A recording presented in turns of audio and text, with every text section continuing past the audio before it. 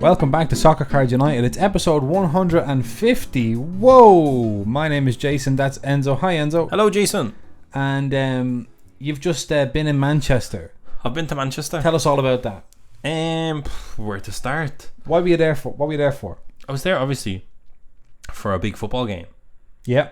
Manchester United against Brentford, the Brentford Bees, in Old Trafford. In Old Trafford, and how was that? In the Premier League, was it? In the Premier League. It was Premier League fixture. My first time to OT. Yeah.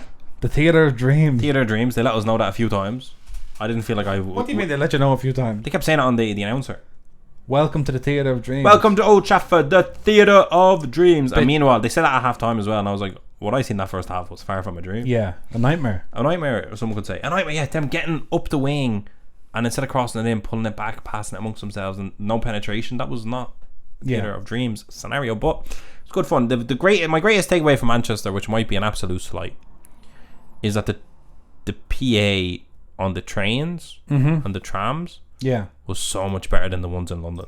Okay. It was a nice gentleman who had a great non-annoying accent. They didn't say mind the gap. They said like, oh, be careful when you're getting off. Like it was brilliant. Didn't give me headaches. Wasn't, this is the Victoria line to Piccadilly. Wasn't that? And there was a Manchester Piccadilly, which is actually where I was staying, which confused. Now I want to know what Piccadilly means. Yeah, because it must mean something. But yeah, the place in India, is it? Don't know. I'm not up to scratch, Jason, I'll be honest. Old Trafford was nice. Good.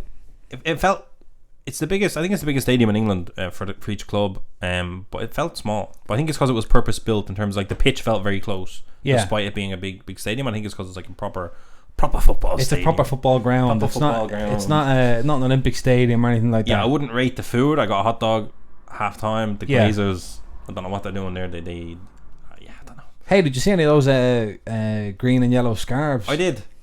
It was interesting. They do keep themselves entertained by getting those out once every couple of weeks, don't they? They loved them. There was actually, it was a bit mad. I walked into like the Man United like global football, whatever you'd call it, the shop. Yeah. And my brother's a United fan, and he was like, I'm not actually, this is great, but I'm buying nothing in here because I don't want to give nothing to these Glazers. He said. Oh wow. And instead he bought a scarf off, one of the folks. That's a little act of I don't know. It was mad. Yeah. It was mad. I think United didn't play great. The fans weren't very loud. Was it cold? Yeah, it was raining. It was raining all day. The day of the game. But the Stretford end, had a bit of noise to them. But I'll be honest, I've got better atmospheres in a Frosinone game in the Stadio Benito Stirpe. Very corporate, the Man United audience, I would say.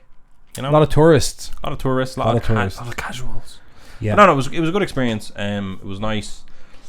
There wasn't a lot. When I came home, Manchester Airport was a disaster coming home, by the way. But when I came home, I wanted to just get a little fridge magnet. And Manchester Airport has fridge magnets, but the only fridge magnets they have say "I love London." No. Isn't that mad? What's going on there? There was no "I love Manchester." There was no Manchester. There was a few red post boxes, which you could kind of get away with, I suppose. But a lot of "I love Londons," it was really bizarre. Yeah, well, the red post box could be anywhere in the UK. No, that's what I'm saying. That's why it kind of worked. But there was no Manchester. Yeah. In the airport, there was no Manchester fridge magnets, which was weird. And you couldn't find out there was Manchester United fridge magnets in the superstore because I walked into the superstore. There must have been. I don't know. They had like retro kits, which was cool for sale. Like maybe they were redesigned. I don't know. Stadium was good. When Gary Neville always complains that the stadium's falling apart and it's terrible. Yeah. I had a roof check. It didn't look too bad. No big screen in the stadium or anything, so I don't really know. Okay, that's good or bad. It was a bit. Were you underwhelmed? Man, a little underwhelmed. For the Theatre of Dreams, I thought it was going to be a bit different, and we had great seats as well. Yeah. But yeah, I think the team. I suppose the game underwhelmed me. They were attacking our end the second half, but the second half was Who was it? Brentford were attacking United's end. No, United were attacking the end. We were sitting at second half. I'm with you. Yeah. Attacking the Stretford end. Yeah. And the second half was very dull. Nothing happened. So it wasn't great. Finished 1-0. 1-0. Grand goal. Rashford. He did that. Yeah. I got to see that in person. I don't know how it felt. Fucking score. Well, yeah, 3 points against Brentford. Happy for them to do that. They've they beat United 4-0 to start. That's what I'm saying. So there's your improvement. There's your metric. But it was good. It was nice to be there. I suppose it felt very Dublin-esque. The weather wasn't great. You get on a plane, weather's raining. You You go to a game. We had never been, so we didn't really understand how early do you get there, how hard is it to leave, a few different things like that. But in general, it was nice. I had some really nice food in Manchester. I got to interact a bit with some of the local community. It was kind of funny. It felt like the club was very detached from the city, even though it was also fully ingrained in the city. But it felt like, Jesus, you have two of the biggest clubs in the world here. Could they support the local community a little bit more? Yeah. But I mean, and I would actually say this: the whole city was a lot more red than it was blue. Oh, you mean the red brick? No, I'm talking about Man United fans. Man United. Yeah. And it wasn't just like fans in terms of jerseys. Obviously, the game was on, but like any shop I walked into, any sports shop, it was like lots of Man United, little corner for the light blue. Yeah. Which as you expect, but Tin Pot Club, isn't it, City? There you go. So there you go. That's my Manchester. That's your Manchester Odyssey. I was going to ask, is there any card shops in Manchester, but I was pretty sure there wasn't, so I didn't ask. Don't think there is. Yeah, I don't think so. I hear the ice cream man. It's a nice day in Dublin. Oh, wouldn't you love an ice cream? I'd love a 99. Is he going to pull by here? I don't know. Could we do the podcast with ice creams? I bought this actually in Manchester just to let people know. Lovely. I'm Italy true and true, you know. That's from the new Italian range by Adidas. Yeah, and do you know what? I love it. Looks lovely. It's a lovely t-shirt. Thanks, Jay. No problem. Right. Now we have a piece of it's all listener questions today. Okay. First of all, just to say that. But we did get a nice note from a listener. A physical note. I'm not going to read the note, but just... We got a little care package. We got a little care package and a note. Handwritten. Which wishes us well and thanks us for all of our work in the podcast. We do a good job around here. That's so nice. And we used to get a lot of these. We used to get a lot of these, not anymore. Used to get a lot of these, but now this is from Archie, and we appreciate it immensely. And there's a few little bits for the old personal collections.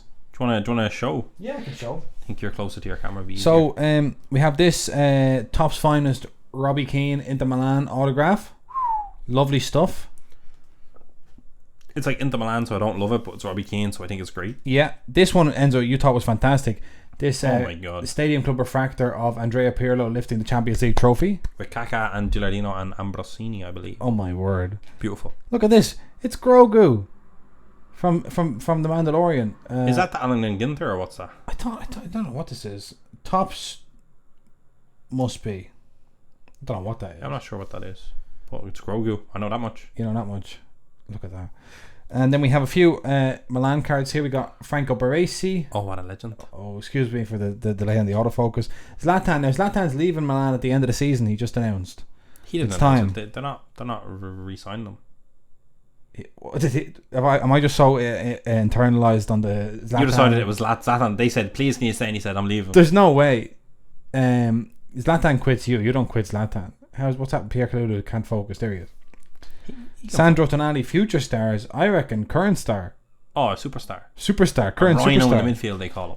The rhino in the midfield. Here's an of 125 Antoine Griezmann. The best player in La Liga at the moment for my money. And then here's him doing a celebration to 199 at Stadium Club. Stadium Club, can I say once again? Look at that. What a set. What a set that is, by the way. What a set that is, by the way. And then a few refractors for Atletico Madrid. We got Griezmann, Renan Lodi, and Koke. Thank you so much. Recently. Thank you very much. Thank you, Archie. We appreciate that. We actually had them in hand on the Monday show. I just forgot to bring them and talk about them, Jason. Well, my apologies. We have them now. The Robbie Keane obviously stays with you, I believe. Yes. I'm not touching an Inter. You wouldn't want an Inter card anyway. No. That's for you. I think that was designed like that. I think he knew that was for you. I appreciate that. I very much appreciate that. So that's So I'm just making sure all. There you go. That. Thanks, Jason. So thank you to Archie, and then we'll go on to the virtual listener questions. None of which came with a gift. None of them. No, none of them came with a gift. So they want us to provide the gift of the answers. Yes. Right. So would you like to start on Twitter, Instagram, or Instagram stickers? Oh, Twitter maybe. Twitter. Okay. I feel like the tweet people. The tweet people. Yeah, the tweet people. So we said we're going to do this show, ask questions. And Istanbul Cards came in just today and said, perhaps too late for this week's show, you weren't. But in reference to the 2022-23 Topsy UEFA Club competitions, which you guys alerted me to, is it better to wait for second edition or is first edition more valuable? Now, this question strikes me as kind of like an air of confusion around it. Yeah. So second edition doesn't necessarily exist. Now, does second edition mean flagship? I presume that's Chrome? What they are. First edition definitely better than second edition in that case, because first edition is lower print run. Is first edition, sounds like it should be more. First edition, lower print run, and because it's lower print run, the hits are more likely. Yeah. But I would say second edition, quote unquote, harder to hit. But are we calling flagship second edition? We are. We're now officially calling that second edition. We've sounds better than flagship. Flagship, yeah. So second edition, aka flagship, is going to have different hits in it, I believe. We're going to have maybe a stronger auto checklist, maybe blah blah blah. Obviously less likely to get it because there's more production on it. Yeah. And it's going to be a cheaper access point. Mm-hmm. So that can be fun. More widely available. Yeah, but would I say wait for that? I think overall first edition is underrated. I think if they made first edition a Chrome box, it would be one of the sets of the year. But it's paper, whatever, that's how they do it. But I do think it's underrated, and I think it's good. I don't necessarily... It depends what you're looking for, I suppose. I don't know. I personally, I don't think the price on first edition is crazy enough to not be buying it. Over second edition. I think if you bought an equivalent amount of boxes of second edition, that the price of a first edition box... I love how, by the way, I love how much you've taken second edition in your stride. Listen, let's say second edition 70 quid, for example. And first edition you get it for 210, 250. Maybe that's, we'll push first edition up to 280. Okay. We'll say it's €70 a box for second edition. So you can get 4 boxes of second edition for every 1 box of first edition. Right. I think first edition would be my preference. Okay, I think that's a fair enough answer. And I don't think Istanbul Cards can ask for much more than that. For much more than that. Right, this one is from Mark. Mark asks, what are the biggest threats and biggest positive opportunities for the hobby? And what can companies and people in general do to get more people into the hobby? So what are we thinking in terms of threats and opportunities? Can you do a little SWOT analysis of the hobby? Yeah, threats are scary. And what's a threat of the hobby? So we need threats, opportunities, and what can we all be doing to grow the hobby? And if you just answer in 2 or 3 minutes, fanatics will be listening. I think the biggest threat in the hobby is overprinting. But that can be easily rectified by themselves. No, I know, but I just think... I think NFTs are the biggest threat. You think NFTs is the biggest threat of the hobby? No, not really. That never really materialised, did it? No, I mean, it's in the mix still. But in terms of it turned out that this 100-year-old hobby couldn't be completely destroyed by 6 months worth of hype. Not yet. Not yet. No, I think they'll be hand in hand. I do. I don't really know threat. I think overprinting, you're on the money. Yeah, I think if things are overprinted and the box is basically the expected value of the box keeps going down and down and down. That's a threat. That's a threat because people then it's a secondary market driven hobby. You have to be able to do something with the cards if you want to. You can collect them if you want to, but you have to be able to do something with them if you want to. And so if the companies basically set up all of the games so that the house always wins all the time, then that's not gonna. People will just walk away. What are the biggest opportunities for the hobby? Soccer cards, people. Soccer cards. I genuinely do think that they're super underrated still. Yeah. And we get reminded of that every few years, every few months. I think there's huge opportunities in this space. Obviously, we're biased. Other opportunities. It's not called Other Cards United. There you go. But I'm trying to think other opportunities in the hobby. I mean, vintage is obviously huge across the board, I would say. Other opportunities, I think maybe new fields, new sports, new kind of land. You never know. You think of F1, they brought F1 licenses in, and that actually brought a lot of people into the hobby that weren't necessarily in the hobby. So maybe a lot of F1 fans are what are F1 cards? Dig into that, and they're like, I'm actually a big Liverpool fan. Is there any Steven Gerrard cards? And then so I think biggest opportunity is just how the companies are growing. That's where I'd probably give Fanatics a lot of credit. The licenses they've been bringing in to kind of plan, when they want to do cultural cards and different things outside of sports. That's an opportunity. Which if you have low print run cards, rookies, vintage, etc., the opportunity is that more people come in, more awareness comes to it. Like the Netflix show coming out with Ken Golden. That your quote unquote your bags will be pumped because when the demand goes in and you have stuff with low supply, hey, that's when it all kicks off. Here's one, right? So Mark also asks, what can companies and people in general do to get more people into the hobby? Companies can market. Companies can market. Now that's just something that traditionally card manufacturers, all they do is market to us collectors who are already collecting. And one thing they could do would be to market to people who haven't collected and explain to them what they're missing out on. And what can people do? They can create a podcast, they can create content, they can host card shows, they can attend card shows, they can tell their friends about stuff, they can post a few things, they can just engage and have fun in the hobby. Can I make a suggestion? Yeah, do. I think it would be useful if, when you post a card of a footballer, tag that footballer's account in the post. Wow. Because a lot of footballers don't manage their accounts themselves, and so like they're managed by media agencies who report to the footballer's agent. So if you're like, I don't know, Luka Modric's people, and you see that there's been like a 50% uptick in these weird tags where it's like pictures of him on cards, you're more likely to go like, what's this? What are all these? Are we getting a piece of this? Are we, you know, like I think if we, and this goes to the companies as well, like just try and be a bit less insular. Remember, there are lots of people out there who don't know what this is, and just bring them in. Like, it's okay, you don't have to know exactly what a Topps Chrome card is if you're Robin Van Persie. If you're tagged in a post, you don't have to look at it and go, I don't know what that is. You might look and go, oh, look at that, that's cool. That's me there. And who knows where that leads. Smart. And it costs you nothing, and it takes no extra time. Yeah, and if you're lucky, the person might put it on their story, and then you get a bit of exposure. You get a bit of exposure, and then you're feeling that dopamine hit. Your life doesn't change in any material. No, you'll feel special for a while. But you'll feel special for a while. Yeah, sure. Like it's Valentine's Day. It's a good suggestion, Jason. I like that. That was very practical. Well, I'm all about practical tips. He's a practical for man. the average collector. For the average guy. M. Fogarty says, AC Milan dark horses for the UCL? I wouldn't call the favourites of the competition dark horses. I wouldn't call a club with such amazing heritage of competition dark horses. We're going to win it. That's all I have to say about that. I think in Napoli we showed them what we're going to do to them. Osimhen can help them. I think Real Madrid, although they're the biggest rivals we have in the competition, they're going to get Frank Lamparded. Yep. Do you know? That's how I see it happening. It's very clean. It's a very clean run to the final for us. We're going to win. Yeah. Rafael Leao, best in the business. Okay. M. Fogarty also asked, PSG and Messi. Looks like PSG and that's Messi some question, by the way. Ways. PSG and Messi. Yep, absolutely. Yeah. Messi's the best in the business. Apart from Rafael Leao, there's no one else better. He's the left-footed Rafael Leao, they say. Yeah, he doesn't see. I don't know. Hopefully, he's not going to the Saudi League for $500 billion a year. Although I would definitely do that if I got that offer. A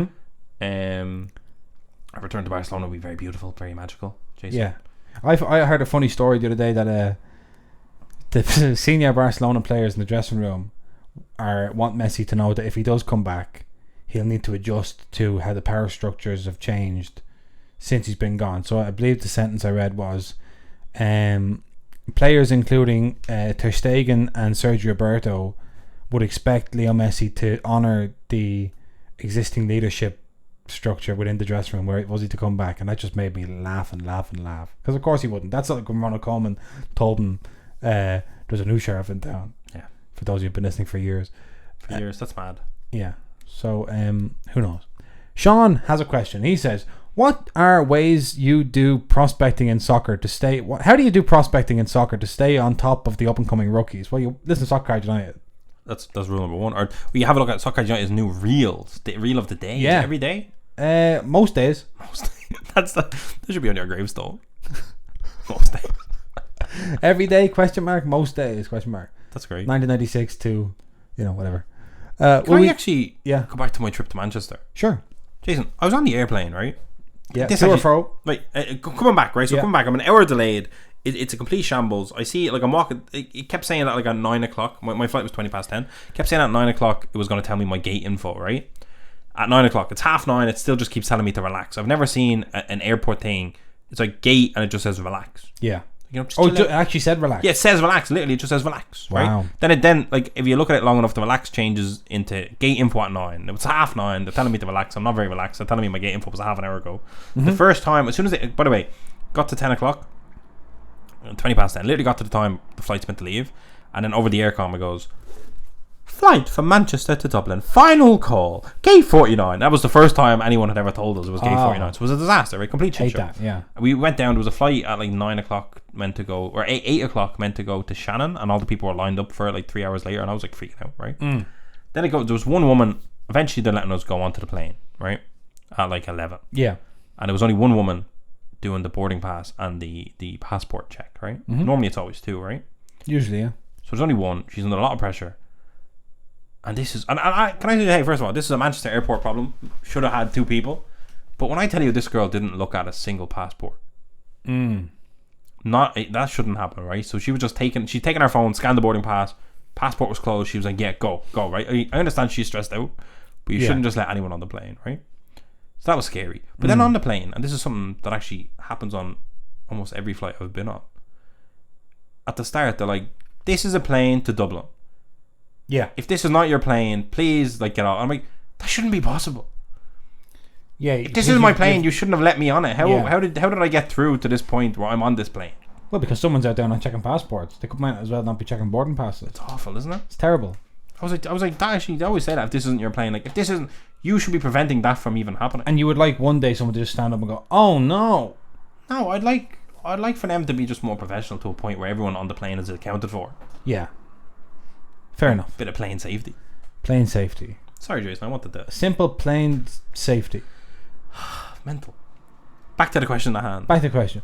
Will we ever see a World Cup Prism card become the card for a player, similar to Mbappe's 2018 Prism being known as his most popular rookie card? Are these questions linked or not? I'm going to say for the first one, just listen to Soccer Cards United and watch our near daily Instagram reels. Or YouTube Shorts, also presented as. But will we ever see a World Cup Prism card? I think the problem is that now, like a Julian Alvarez type, you're catching them. We're catching them so early, way in advance, or you're too late. Like Enzo Fernandez, I don't think has the time perfectly. Yeah, and so you need to have someone who's well known enough that they're gonna get called up to the World Cup and get put in World Cup Prism, but not well known enough to have yet had a card. Yeah, difficult. But that can happen. Difficult. Could happen. It's exciting. I also feel like certain World Cup Prism rookies are just, even though there's other rookie cards, they're kind of getting the respect over them because it is World Cup Prism. Yeah. Like, I mean, how would you feel like Tchouaméni? Yeah. His World Cup Prism cards did really well. People liked them, but I prefer the Merlin Chrome because he's in a Monaco kit and it's just really cool. Yeah. But people love it. I think sometimes products are going to have, like Kvara this year, say for the Serie A products, sometimes it's going to fall, when you have so many products, sometimes it's just going to fall that like one player for this one product or this 1 year is only going to have this, and that's part of the magic. Yeah, that's why we love the game. That's what makes Serie A Select such a set this year. Yeah. Alright, this is from Archie. Okay, it's on the Archie, it is the Archie. Yeah, well, there we go. Thoughts on the Topps on-demand sets versus scheduled releases? Should I buy the on-demand sets when they come out, or save my money and wait for sets like Chrome, Stadium Club and Merlin? That's a really good and really tough question to answer. I think almost anyone who bought Deco this year probably did really, really well. It was an unbelievable set with an unbelievable checklist. Yeah. And I think it's actually a really good set for someone just starting. Starting out, yeah. If you buy a box of Topps Chrome, it's very likely you spend 100 quid, 150 quid and get a bad auto and don't really get anything in it. And you're like, what just happened? Like if you took 100 new people to the hobby and they all bought, 200, right? 100 of them buy Topps Chrome for the first time. 100 of them buy Deco. I think there's going to be more happiness stories and success stories in the Deco 100 than there is in the Chrome 100. And which one of those is going to result in people staying in the hobby and getting involved and getting educated? So like which one should you do kind of depends on what you're doing. If you're going Topps Chrome, you're looking for a low numbered rookie. Is there a specific rookie you're looking for this year? If Haaland's rookie year had lots of on-demand sets, which kind of did, not really, but kind of did. Had a few, yeah. But like his Topps Chrome Bundesliga is the go-to. Yeah. Do you know what I mean? So it's like higher risk, higher reward in Chrome if there's a good chase. But some of the on-demand sets, if you really dig through the checklist and dig through the numbers, are very, I would say, OP and underpriced for what they are. So yeah, I think you can buy the on-demand sets as you go, and be in a better position then, because like you save up your money. Say you buy, you could buy maybe 2 or 3 on-demand sets, but instead you wait and you buy a box of Chrome or Finest or something. Yeah. Like in terms of just the odds, you've put all your eggs in one basket. Whereas if you get like say 2 losses and a win on the on-demand sets, it's better than opening just a bum box of Chrome. And now on-demand sets I think have higher value per box, but I think the capped value is a lot lower. Yes. If you get a 101 in the on-demand set, it's not as special as a Chrome 101. Agreed. Do you know? But you're more likely to hit a big auto in an on-demand set that'll cover the cost of the box. As we shown when we opened our Simplicidad. Oh, yeah. We picked that up for €85 and we got the Kaka auto, which is worth 100, 200. Do you know? Yeah. There you go. Here's Alex. When or if do you think Haaland will get to 60 goals in a season across all competitions? And do you see a preference in the hobby for his Salzburg kit rookies or BVB? Are we starting to see any clarification on that at all? Well, we saw a PSA tweet recently. Yeah. I got hyped about that, Jason. So we're starting to see Salzburg coming out on top in terms of his rookies. When do we think he'll get to 60 goals in a season? I wouldn't say coming out on top. I'd say more so getting respect. Getting respect. If we looked at the numbers, the Bundesliga one is way higher still. So I don't want to say it's getting noticed. People are pointing it out. People are starting because I just feel like it's so wrong. If your rookie card with the most respect should be the first team that you play, because surely you had your breakout rookie moment for the team before the team you moved to. You did. That's what I'm saying. So why does the team he moved to get more respect? It doesn't really make sense. Well, people might say better products. No, that's true. It's Bundesliga Chrome. It's Topps Chrome. It's Topps Chrome. Do you know? Sorry, Topps Chrome. As far as how many goals, he's on 28 Premier League goals this season. I don't know how many he has outside of it, but I feel like he had like 14 in the Champions League or something crazy like that. Yeah. Could he do it this year, Jason? Maybe not. Maybe not. Don't know. I think if he beats the Premier League single season record this year, that would be huge. That'd be enough, I would say, for this year. You call it a good day's work and it's a good year. Come back next. How many does he need to beat? 34, is it? I can't remember. Do you know I can't remember? Right, that's all the Twitter questions. Okay. Oh my god. So now we can go on to Instagram questions, and we're going to start off. 34, Alan Shearer for Blackburn Rovers. Brilliant. And they won the league, I think. So, Stocksbridge Cards on Instagram asked, what do you think about Fanatics acquiring EPI? I worked with them, EPI, for many years as part of a team developing their e-commerce when they managed it for a number of clubs, including Juve, Milan, Inter, Fiorentina and Roma, and the Fanatic shadow was always there in one way or another. Personally, I'm surprised by the acquisition happening now.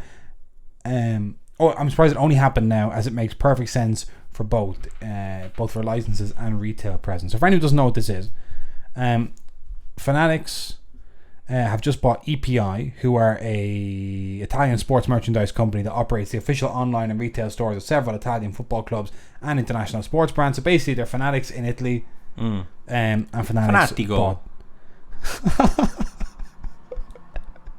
Very good. Thank you.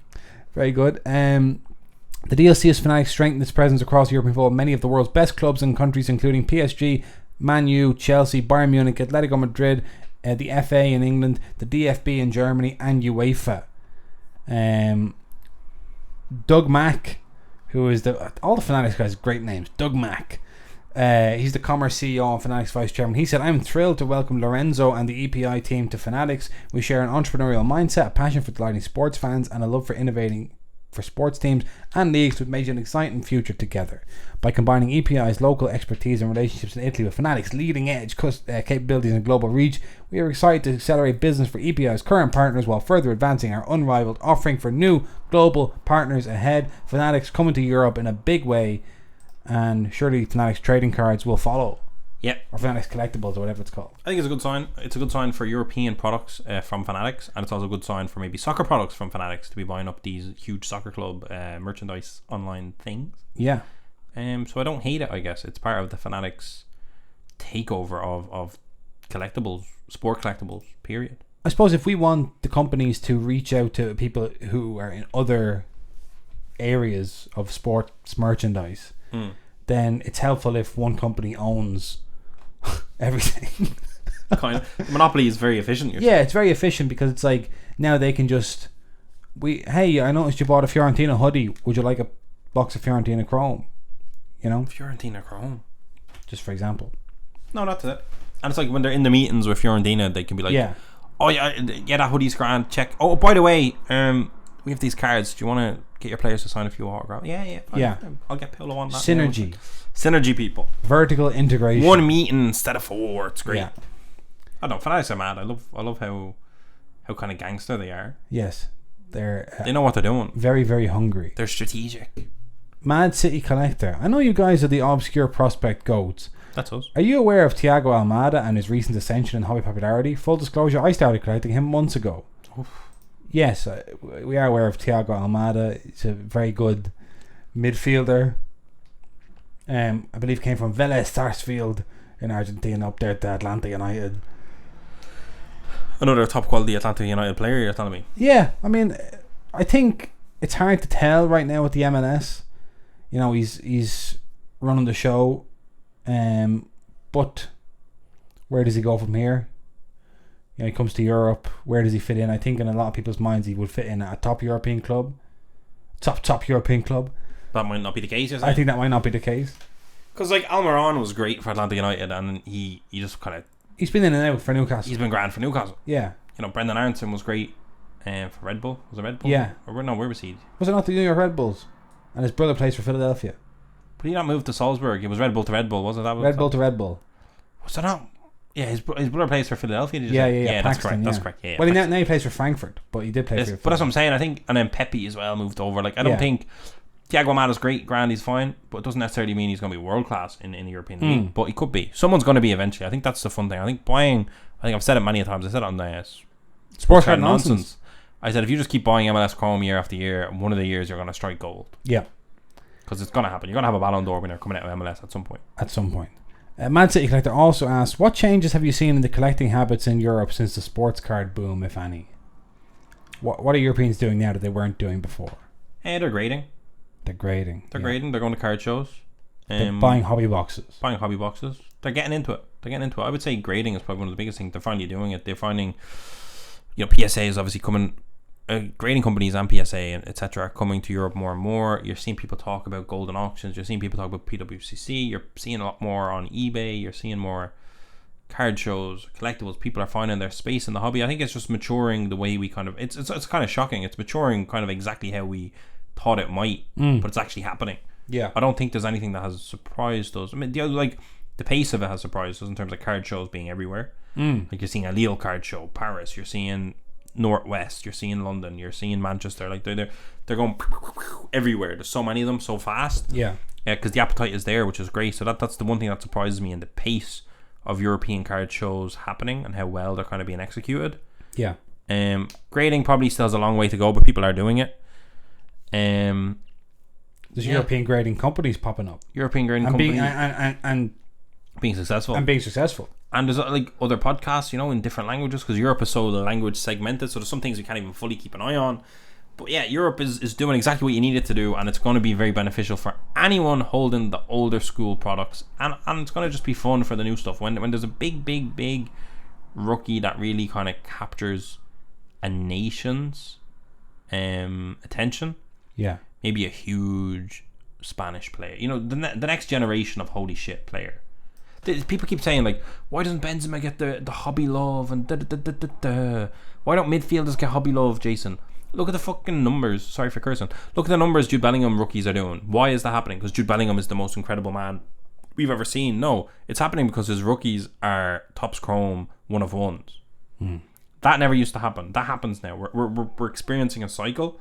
Tchouaméni's rookies are Merlin 1 of 1s. Do you know what I mean? Yeah. Like, people don't understand. If Modric had a 1 of 1 now after the career he's had, that 1 of 1 that people would have had back in like 2008, or that maybe it might have been like a Premier League or Premier League Prism, Spurs, or Dynamo Kiev, Champions League. I don't even know where he was at, what he was doing. I don't know what he was doing. What I'm saying is, the next generation of these legends in every position are going to have premium products, and they're going to have 1 of 1s. They're going to have rookie autos. They're going to have rookie patch autos. They're going to have all this stuff.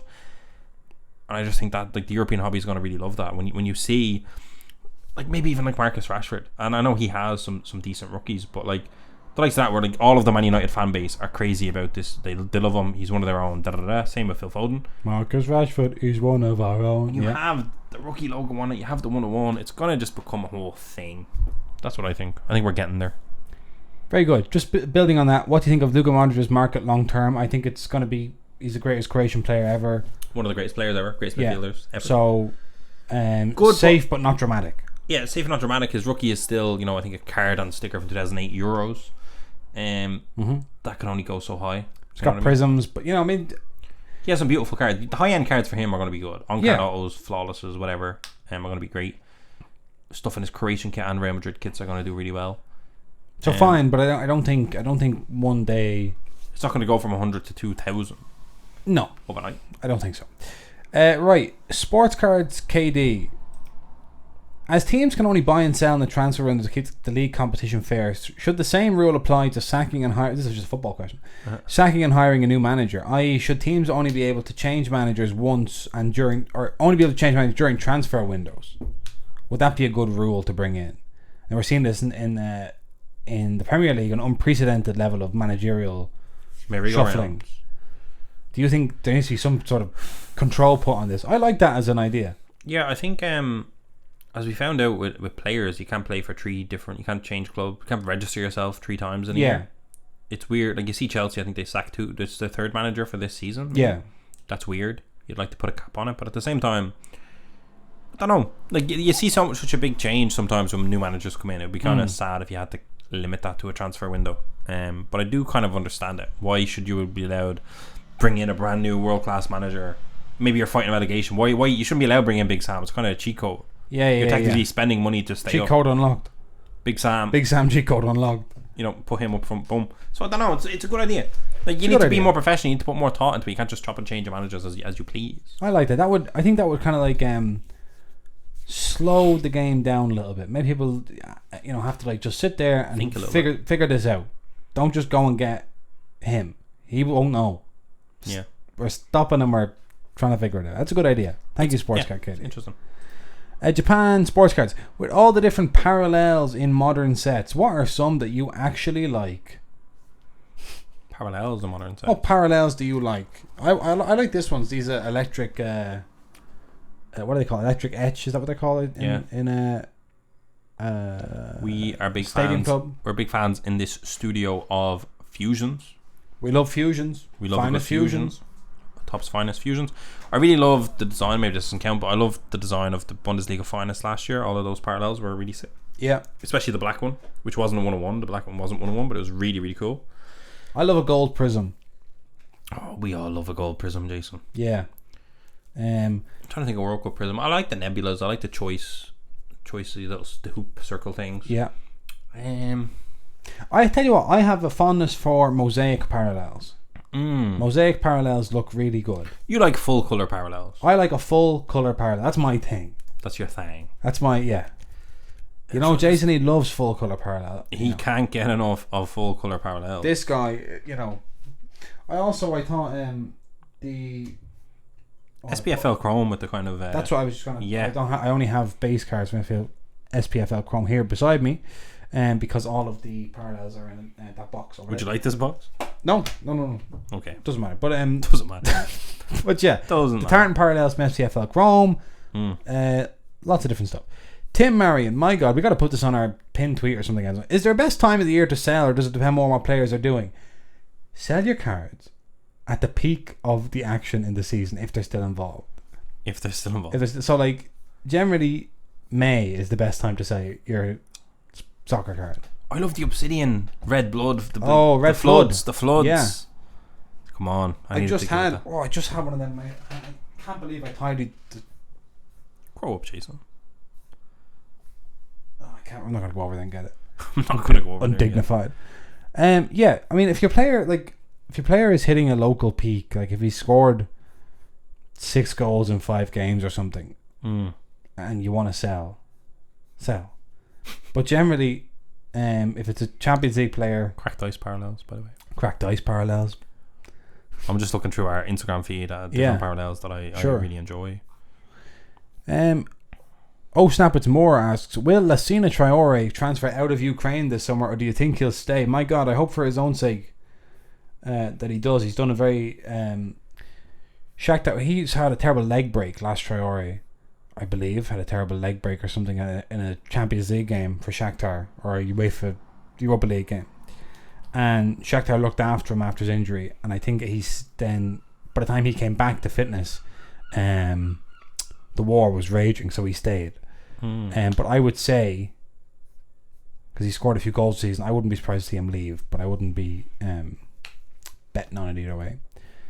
Sionica asks this. This is kind of an interesting question, Enzo, philosophically. Okay. I'm big on Vinicius Jr. Why should I stay big on him compared to the new hotness of Jude, Gavi, Haaland, Saka, etc.? When do you start drifting away from the future from a few years ago, even though he is still young? Do you have any comparables in the past that were hot but then not? Not saying he isn't going to be great, but he isn't rocketing up like these others seem to be. He is. That's good. He's been playing unbelievably well. I think having an optic rookie is class. Yeah. I think Hazard's a good example. Yeah. Of someone who was very, very hot until they weren't, but that was injuries and leaving Chelsea and whatever. Yeah. I'm surprised. I'm to be honest, I'd say Vinny is doing a lot of crazy stuff that people aren't actually giving him credit for. People on podcasts like this don't necessarily sing his praises week in, week out when he is doing craziness. Yeah. He's become more vocal as well on like racial issues and stuff like that, injustices. I think he's really maturing as an individual. Yeah. Wants to be reaching a leadership position. That's what I'm saying. He's really team. Maturing. Yeah. In a really good way. So I'd be surprised. I'm surprised that maybe if you're sitting on your rookies of him from Optic and rated rookie Donruss, etc., that they're not necessarily flying up the way Jude, because Jude really went crazy. Yeah.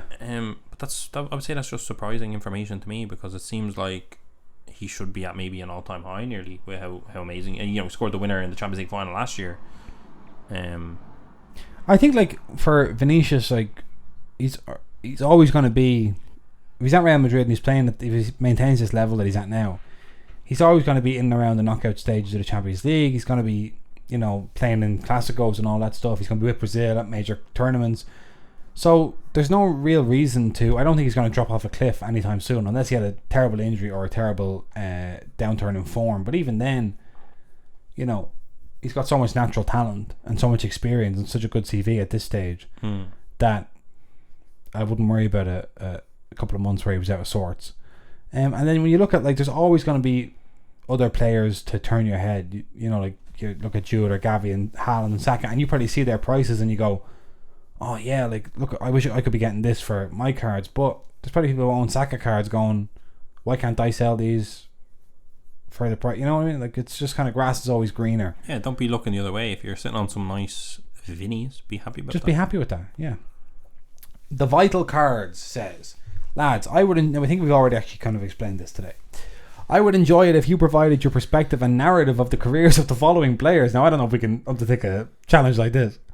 Robin Van Persie, Zlatan Ibrahimovic, Arjen Robben and Ian Wright. Then rate them as over/under/properly rated in the hobby. Thanks and keep up the good work. Well, this is more of an assignment than a question, and I haven't prepared. Give me the names of them again. Ibrahimovic, Zlatan, Robben, Ian Wright and Van Persie. No. Oh, Robben, yeah, okay. I never really see Robben cards anywhere and everywhere. Don't know what his rookie is. I'm sure it's some obscure sticker. Yeah. And never really seen many high-end cards of his. Yeah. Don't know if I've ever seen an autograph, but I'm sure they exist. I'll Google it while you're... I think out of those four, Zlatan has the most hobby hype, because he has a very obscure Malmo rookie sticker that actually does really big numbers because it is super rare. Yeah. So he gets the most respect, I think. Van Persie has some beautiful premium cards that people do. Oh yeah, the prisms in the Chelsea kit. Such a bizarre use of his autographs. So yeah, so you have prisms here. I think we had Robin. I think we got them at a London show. Did. Yeah, we did. I'm like, I've never seen one in my life. Yeah. Someone's like, I bought one off you. You owned one. I think Van Persie's probably second. Like Robin, you need to see him for either. Look at this. Yeah, exactly. You need that. You need a Bayern Munich 1920 Obsidian. That's beautiful. Matrix material autograph for Robin, 1 of 10. You need him in a Bayern kit or a Dutch kit, and then realistically, you probably just need him in a Bayern kit. Because I don't think getting to a World Cup final quite makes you a legend, does it? You need to win. You need to win a trophy, Jason. This is like a little poem they've written about Robin here on the back of this card. Listen to this. Always on the go down the wing for Bayern Munich, Robin, much to the club's dismay, eventually had to go. On the bright side, it was fun while it lasted. The go-getter of a midfielder retired at the end of the 2019 after being part of 8 Bundesliga topping sides with the Bavarians. That was like a haiku at the start. That was like a haiku. It was crazy. But I don't think there's a lot of nice Robin cards, I would say. And that's without really digging in. They haven't come across my desk, people. You want them kind of like Obsidian's a weird one. Like, they're not as beautiful. They can be, but a lot of the times they're not. Look at that tops now. PR of Primrose 75. Salah and Robin. But what's that? Two of the great wingers. Yeah, but I'm just pointing it out. 2018 Prism. I feel like he must have a really nice card. I don't love the... Okay, he has a select. He has a 2015 select similar to our Van Persie select. Yeah. Which is beautiful in his Dutch kit. He has gold standard. Look at this for a patch. Yeah, but look at that. Look at his kit. Yeah, it's not right. They have to match. That's a disgrace. They have to if they don't match... They have to... He has a 2014 World Cup Prism auto. Listen. That's news to me. And I feel like I knew that. I knew... There it is, yeah. It's only 175 quid. I have one here. No, that's dollars. I'm on... Yeah, he has a lot of nice selects in his orange kits. Yeah, not enough Bayern. He has a 2018 World Cup Prism as well. 67 quid by now. Oh, he has a dual autograph with Kevin Strootman. That's one of the Panini dartboards. You love that. Yeah, he doesn't have enough beautiful cards, I would say. Oh, here's a beautiful one. 2018 Soccer Eminence. This is beautiful, Jason. Yeah. It's a dual autograph, 5 of 5 team tandem. Robin Van Persie and Ian Robin. Dual auto. A thing of beauty. How do I find that? It's 2018-19 Panini Eminence. 2018-19.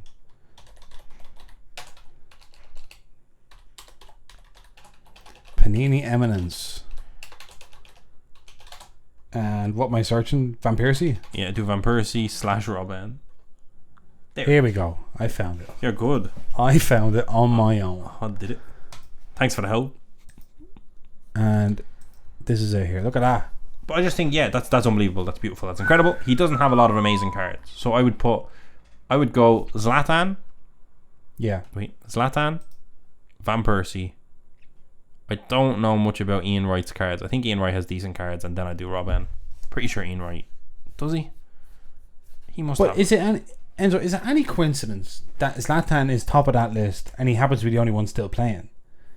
Ooh. Like, you cannot, for me, you just can't underestimate that. People aren't going back and doing the research. Looking at Ian Wright best goals compilations.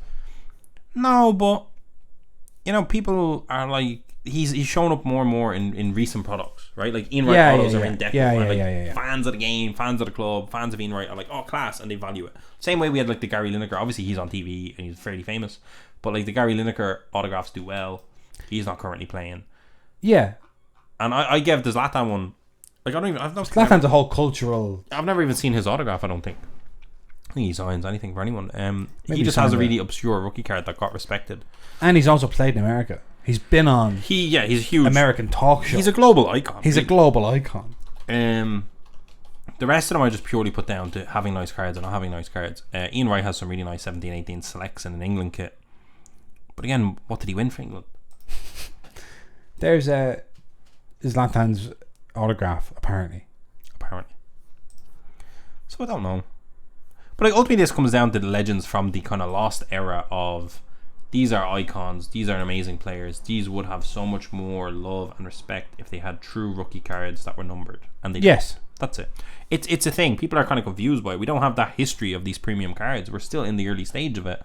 We're going to have the Robins and the Robin Van Persies of the future are going to have these cards. They're going to be Karim Adeyemi in his, you know, whatever. They're going to be Florian Wirtz. Where like those, like the way they exist now, people aren't necessarily respecting them. Like, how long did it take Robin to become an icon? It was long time. It was when he blew up properly for a few seasons at Bayern. Like, he had such a kind of stop-start career at the start. Then he had an absolute tear and was one of the best wingers in world football for a few years. Him and Ribery. I think he started in 2019. No, 2009, 2010 is when he really started going crazy. And then obviously the 2010 World Cup. Yeah. There's players right now, and you were laughing, Jason, when I said Karim Adeyemi and Florian Wirtz, but I'm saying Modric was who for how many years? I understand. It's non-linear. That's exactly. It's non-linear. Right now, I think there probably is a really obscure rookie card with one of ones for a player that is gonna be hot in 3, 4, 5 years. In soccer, put on our Twitter a clip from a Chelsea versus Basel Champions League match from years ago where De Bruyne comes on in the 88th minute for Chelsea's 22 or something, and in the same game a 21-year-old Mohamed Salah scored for Basel and nobody cared about either of them, and now look at them.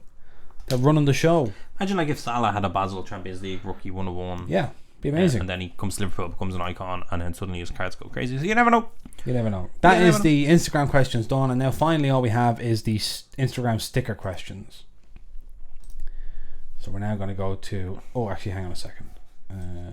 Yes, here we are. We have it. Right. So, first time, Pace Rivers, first time listener, first time caller. Enzo mentioned Diego Maradona rookies. Which one or ones is best? Okay. Well, if you happen to stumble across a 1977 disc in a good condition, you're in the money. That'd be the best. Yeah, the 1977 discs, they are the ones. Essentially, you're going just purely by year, right? It's 1977. Earliest is best. There's 1978, but the 1977 crack football Campionato disc, number 11, Diego Maradona. Yeah, in a PSA 1, it costs you about 900 quid. And I want one. Do you know? Do you know that way, Jason? So if you can get that disc, get that disc. PSA 5, we're talking $8,000. You know, that's the one. That's the go-to. And once you move beyond that, there's some 1978s. There's and then you get the Panini Calciatore, which is one we own 2 of, Jason. Considered a rookie. It's his first Panini. It's a beautiful, beautiful, iconic card, sticker, whatever you want to call it. I know it is a sticker, but it's beautiful. I would say that's kind of your era. You have a few Argentino Juniors cards. There is a 1979 of that, I believe, where it is a card. Let me just try to pull that up. It does one. Yeah. So 1979 crack case Millones de Años soccer. Him in his red jersey. You'll see him kind of standing like this. Just do 1979 Maradona. It'll pop up. In his red kit. Yeah. Oh yeah. This is the kind of stuff you're looking for, people. But yeah, the 1977 disc is the best one to go for, and then I would pull that all the way up to the 1979 Panini Calciatore, just for the iconicness of being featured by Panini. And in 1978 there is a crack Campeonato Mundial, which is kind of like pink background. I don't love that one.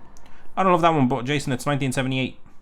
I have to respect it, but I don't have to like it. You don't have to like it, but you need to respect it. It's there, it's in the mix. But yeah, the 1977 is a stand-alone Maradona rookie because it's the first year he existed anywhere, and I don't think any other 1977 exists, period. Locks cards. Now this is... Yes. So new versus raw versus PSA... New raw versus PSA 9 versus PSA 10 prices. I've seen a lot of raw cards go for more or the same as a PSA 9. Yeah, raw should be worth more than PSA 9 if it's a brand new card, or PSA 10 should be worth more. If it's a brand new set coming out and you get a 9, that's basically a failure. Because there is no reason for it not to be a 10. No. It should, like, the reason the raw go for more than 9 is because the raw are being bought under the guise that it could be a 10. 10 would always... PSA 10 is always worth more than a raw, but a raw is sometimes worth more than a PSA 9 if it's a modern card. Stabby Stacks asks, how much has Casemiro stabilised Manchester United? I was very disappointed that he got sent off because I missed getting to see him play live yesterday, a couple of days ago when I was at the Old Trafford. He helps the midfield tremendously. He does, but I took the liberty of looking up how many games he started in the Premier League. He's only started 58% of the Premier League games this season. So when you play, you can play as well as you like, but you're only playing half the games. Getting sent off a lot. Used to us. Oh. Do you know what I mean? Like, he's getting sent off. He's getting yellow cards the whole time. They're better when he's there, but I don't know. I think he's doing a great job. People love him. Fan favourite for sure. People are surprised at how good he is. Which is mad. Which is the funniest thing. He's won as many Champions Leagues as I've had hot dinners. Jesus, is he alright? I'm fine. I just like salad. FPB card says, do you think it would be good to start buying cards now and holding them for a couple of years? Is a basic question. It's never a bad time to buy cards. Depends what you're buying. Yeah. I think if we take this question as, is the wax that's going to come out this year worth holding for a couple of years? Will it drastically increase in value? I don't think so. Depends what wax it is. You're telling me Serie A Select isn't going to potentially be an absolute banger? No, I'm not saying that. Well, then what are you saying? Speaking in general. Well, I think there's opportunity to buy. I think it's a buyer's market at the moment. That's what I would say. Yeah. Especially, like, if you go back, like, there's people out there, like even the Jude Bellingham. I think the boxes of Chrome that have Bundesliga Chrome that have Jude Bellingham's rookie in it, are not expensive. They're not. No, I can tell you that relatively to what they should be. Yeah. And I would also go as far as to say the same thing about the Champions League Chrome of that year. That I think is still sitting around about the price it came out at. Now that came out disgraceful. That came out at a crazy pricing, like $350. Yeah. The print run was huge on it. When you open that, you see so many colors with no numbers attached to it that it's insane. You're seeing bubbles. You're seeing. But the reality is, this is my conspiracy theory. That is actually not a conspiracy theory. It's more so of an observation. The reality is, Topps were about to go public. They had gone public. They were about to sell their company before Michael Rubin came in and gutted the whole industry. The whole operation, yeah. But they were going to do that, so they upped the print run for all of their stuff, up the numbers, so they could up the overall sale value in that year. So it just so happened that I think the fact that they printed that so much and yet the box is still at the same price that it came out as is a testament to the rookie class, and people don't understand that. And I think as time goes on, as time progresses, that box will only get more desirable because it will be less, there'll be less of them out there, you know. Yeah, that depends again on the success of the rookies. At the minute, they've been very successful, but how successful do you need them to be? You only really have Musiala, Jude, Camavinga that are really going crazy. Anthony, you know, I mean, there's Pedri, sorry. Yeah, so I think Champions League Chrome, if you're talking about buying it and waiting a couple of years, I think that one will eventually balance itself out. I think that's actually a supply-demand dynamic, that the demand is there, just the supply is so big. And yeah, I don't know. Now, of course, it occurs to me that the question is just cards, not boxes. Just cards. I don't know why I missed that. But do you think it would be good to start buying cards now and holding them for a couple of years? Obviously, it depends on what cards. Depends. That's completely like you could buy Mukoku and he could go on to become Messi in a few years. How long is a piece of string? It's a very obscure question. We can't really answer it, Jason. Struggling to answer that, but I will. I do think it's a buyer's market. I think there's opportunity in the market. If you're struggling to figure out a strategy, we did a whole beginner's guide. Go and listen to that. That didn't have a strategy involved. But I think this question speaks to maybe someone new in the hobby, or okay, you know. Oh, another question from FPB Cards. How do you see the soccer hobby in Ireland in 5 to 10 years? It's gonna be crazy. You know that meme where it's like me or like the world if this hadn't happened, then it's like a utopia. That kind of meme where like it's like flying cars and like garden buildings and all that stuff. It's just gonna be brilliant. It's gonna be great. It's growing every day. We see that we're on the ground. We're on the ground with that one. It is growing day by day. Yep. I think it's going to be very big. Actually, I do. I think it's going to be very, very big. So do I. There you go. 5 to 10 years. Can you imagine where it's going to be? Right. We just actually mentioned this, but who beyond Jude himself remains worth investing in from the Jude class? Pedri. I'm worried about Pedri. Because he plays too much. He plays way too much. But he's not play the kind of game that he gets to have the ball a lot and doesn't really. Not really. They don't do that anymore. Not so much.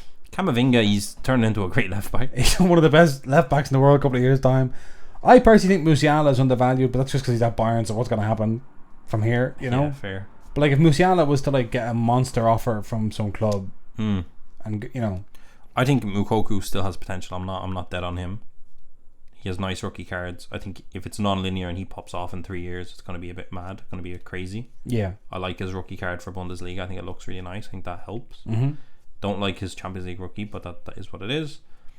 1920 or 2020. Camavinga, I mean, it's hard to know. He's already at Real Madrid. He's being deployed as a left back. Not great, but still a great player. Who knows? There's definitely more. You do forget as well, like when you... But as we said, I personally think the best investment from that year is wax from that year. Yeah, clever. You know, the box. Be the something. Irish Card Collector 96. What's been your favourite pickup so far for your own collections this year? All I could think about was for your collection was the Kaká autograph. What about your Katie McCabe? Yes, Katie McCabe I really liked. I mean that we hit that. I don't know if that counts. Is that a pickup? That's why I had this whole conversation with myself. I was like, are hits pickups? Pick up the box, open the box. We had a late. I mean, this is obviously last year. We had a very late pickup of what do you call him? Antonio Di Natale. Oh yeah. That was beautiful, but that was technically last year. I mean, if you're counting on 12 months as a year, I don't know. But there's also, I mean, we hit it. We didn't buy it. We hit the Carlo Ancelotti autograph. I really like that. Yeah, that was a great one. There's definitely a few more. I have them all kind of together. What was the... I don't remember. I have a few bits. Also, could we say our second Haaland fusion? We could do. That's not for our PCC, is it? No, but it's certainly in the collection. It makes us happy. Yeah. Puts a smile on our faces. Every time I see it, I get a big smile on my face. I mean, what about like the Ronaldo again? That was last year. The Salah with the the Cyrillic text. The Cyrillic Salah. That could be that's one.